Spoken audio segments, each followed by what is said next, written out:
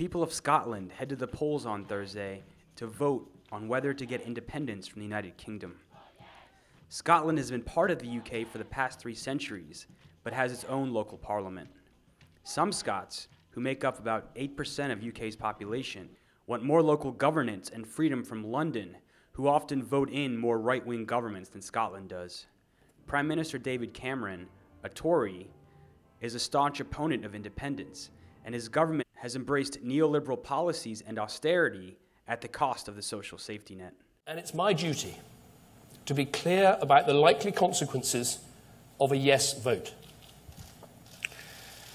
Independence would not be a trial separation, it would be a painful divorce.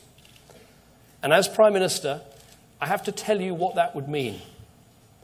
It would mean we no longer share the same currency. It would mean the armed forces we've built up together over centuries being split up forever. It would mean our pension funds being sliced up at some cost. It would mean the borders we have would become international and may no longer be so easily crossed. Some banks and financial institutions have threatened to leave Scotland if it cedes from the UK, and opponents warn the country could face economic crisis. And the reason I'm voting no is I think that the union is better the way it is, because there's various other companies that are wanting to leave Scotland if Scotland becomes independent, and I don't think, personally, in my own view, I don't think Scotland will survive as an independent country. And the reason that is because they're going to put a 5% tax rise on your wages every month. There's been statuses about it, but your wages don't go up. So that means like you're already paying 20% of national insurance and tax every week. So there's a chance you're going to be paying 22.5% every week. That's 22.5% of your wages gone. And as I said, your wages don't go up, so there's no point. Can you give us your reasons for voting yes?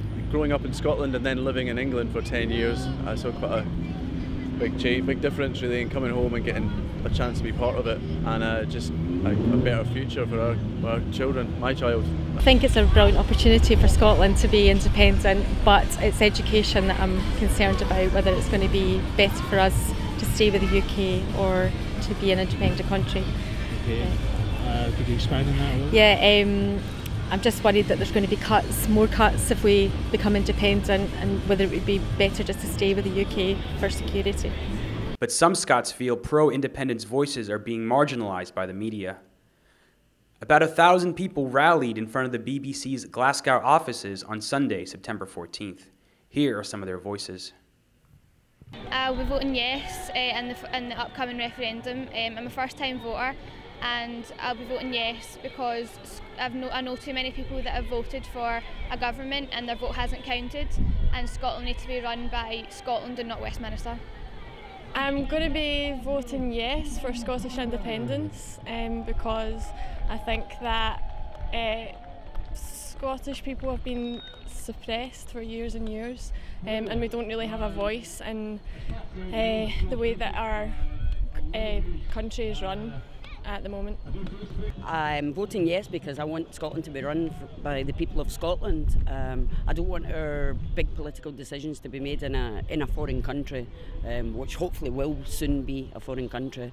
And I'm with our Catalan brothers and sisters as well, because I lived in Barcelona for a while, and I know that they've got their head up against a brick wall, and that the future for Catalonia is not as bright as the future of Scotland, and I'm just really getting geared up for everything. I'm so energised by the positivity that's surrounding the referendum.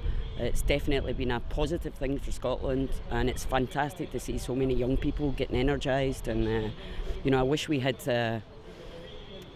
the impetus that the Catalans have got. It's amazing just to see nearly 2 million people out in the streets. Here we've got a couple of thousand out to protest against the blatant bias of the BBC, which I think is atrocious.